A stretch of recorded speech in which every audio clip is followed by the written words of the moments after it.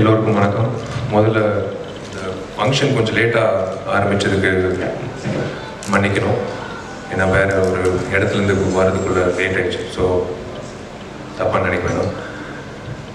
கத்தி சண்டை வந்து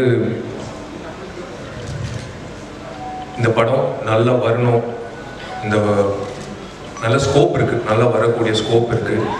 அதனால தான் மேக்கிங்லேயும் சரி இப்போ வரைக்கும் வந்து கிட்டத்தட்ட டைட்டிலுக்கு ஏற்ற மாதிரி நிறைய முறை கத்தி சண்டை ஆகிருக்கு.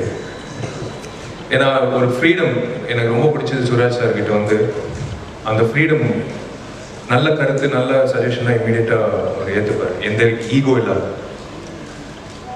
ஆதி அதான் அவர் சொன்ன மாதிரி ஃபஸ்ட்டு ஃபோன் பண்ணி இந்த மாதிரி இந்த படத்துக்கு மியூசிக் பண்ணுறா அப்படின்னு சொல்லும்போது, இல்லைண்ணா அப்படின்னா இல்லை இந்த படத்துக்கு மியூசிக் பண்ணிடுறான்னு சொல்லிட்டு அவன் ஆஃபீஸ்க்கே போயிட்டு கமிட் பண்ணிட்டான். அவனை கமிட் பண்ணி அப்புறம் வீட்டு ஸ்டார்டட் ஆகும்.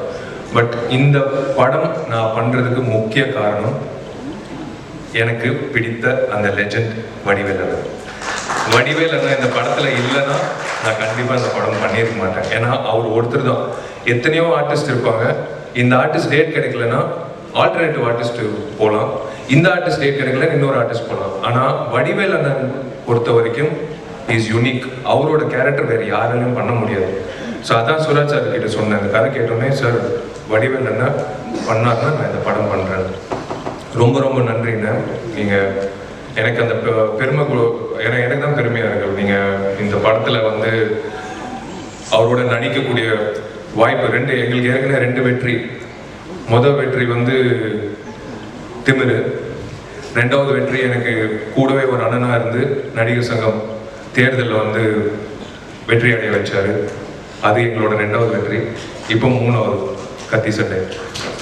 I thank Vadivel Anna for everything.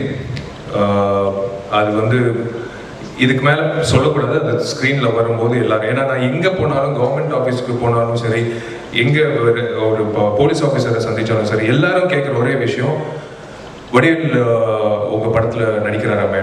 ஆமாம் சார், எப்போ வருது படம்? ஏன் சார் அப்படி கேட்குறீங்கன்னு நான் கேட்டேன். ஐபிஎஸ் ஆஃபீஷியல்ஸ்லேருந்து எல்லாருமே, கவர்மெண்ட் அஃபீஷியல், இல்லைங்க எங்களுக்கு ஒரு ஸ்ட்ரெஸ்ஃபுல் லைஃப், காலையிலேருந்து சாயந்தரம் வரைக்கும் எல்லாத்தையும் முடிச்சுட்டு வீட்டுக்கு போகும்போது 10:30 மணிக்கு அந்த டிவி ஆன் பண்ணி வடிவேல் நம்மளோட காமெடி ஒரு 1/2 மணி நேரம் பார்த்தா போதும், நிம்மதியாக தூக்கம் வரும். So we are waiting for him to come back. அந்த மாதிரி ஒரு லெஜண்ட் இந்த படத்தில் இருக்கிறது வந்து எனக்கு ரொம்ப சந்தோஷமாக இருக்குது. ரொம்ப ரொம்ப நன்றிண்ணா. சூரி என்னோட பிரதர் இந்த படத்தில் கலக்கியிருக்காப்புல. மறுபடியும் எப்போ இது அமையும்னு தெரியாது, சூரியும் வடிவேலனா ஒரே படத்தில் கிடைக்கிறது. And I should thank my producer. உண்மையிலே இது எக்ஸ்பென்சிவ் ஃபிலிம் தான், நம்பி செலவு பண்ணார், அவுட்புட் வந்துருச்சு. So I'm really hoping. And I thank mister Jayakumar, cameo films. இந்த படத்தை நீங்கள் டிஸ்ட்ரிபியூட் பண்ண போகிறீங்க. Definitely it will do very well. இந்த படத்தில் ஒரு மெசேஜ் இருக்குது, கண்டிப்பாக எல்லாருக்கும் பிடிக்கும். It's a commercial entertainer and I thank all my technicians. ஒருத்தராக நான் சொல்ல மாட்டேன், எல்லாரும் ஏற்கனவே பேசியிருக்காங்க. எனக்கு தெரிஞ்சு நான் கூப்பிட்டா கூட ரிச்சர்ட் என்னோட மறுபடியும் படம் பண்ண மாட்டான், அவ்வளோ டார்ச்சர் பண்ணியிருக்காங்க.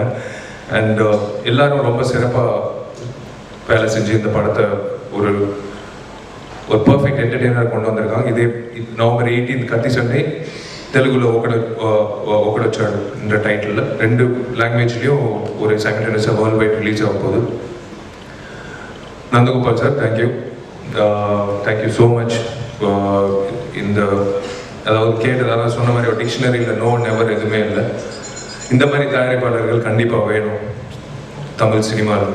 இந்த மாதிரி தயாரிப்பாளர்கள் இருந்தால் தான் நிம்மதியாக படம் பண்ணுறோன்ற ஒரு நம்பிக்கை ஆர்டிஸ்டுக்கு தேவையானது. அது மட்டும்தான்.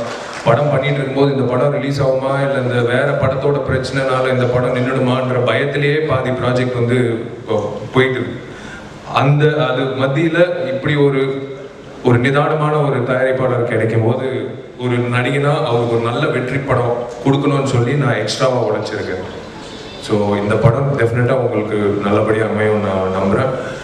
Media, thank you so much, all forms of media. ஒரே ஒரு ரிக்வெஸ்ட், அது எப்படின்னு சொல்கிறதுன்னு தெரியல. In fact reviewing a film is definitely அவங்களோட விருப்பம். It is freedom of expression. ஆனால் சம்டைம்ஸ் வந்து படம் ஓடிட்டு இருக்கும் போதே அந்த ரிவ்யூ முதல் ஷோ முடியறதுக்கு முன்னாடியே வந்து நிறைய இடத்துல வந்து ரிவ்யூ வந்துடுது.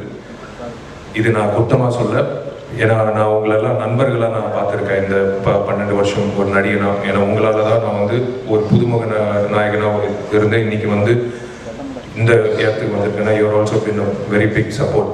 இந்த ரிவ்யூவிங் மட்டும் கொஞ்சம் ப்ரீதிங் ஸ்பேஸ் வேணும் ஒரு படத்துக்கு. பார்க்குற ஆடியன்ஸே வந்து அடுத்த ஷோ போகிறதுக்கு முன்னாடியே எல்லாம் வந்து போட்டு கிளின்னு கிளிக்கிறாங்க. அஃப்கோர்ஸ் அந்த மாதிரியும் படம் இருக்கும். பட் இருந்தாலும் ஒரு ரிக்வெஸ்ட், ஒரு நடிகனா, இது நான் நடிகர் சங்க பொதுச் செயலாளராக நான் உங்ககிட்ட கேட்கல, ஒரு ரிக்வெஸ்ட், கொஞ்சம் தாமதமாக அந்த ரிவ்யூன்ற ஒரு விஷயம் வந்து போட்டிங்கன்னா நல்லா இருக்கும். Thanks to everyone. And Murugarajan எனக்கு ரொம்ப நன்றி. எல்லாத்தையும் சகிச்சுக்கிட்டு என்னோட இருக்கிறதுக்கு ரொம்ப நன்றி. அண்ட் நடித்த அத்தனை ஆர்டிஸ்ட்க்கு வாழ்த்துக்கள். உங்களால் முடிஞ்சால் இந்த சமுதாயத்துக்கு ஏதோ ஒரு வகையில் நல்லது செய்யுங்க. God bless you all.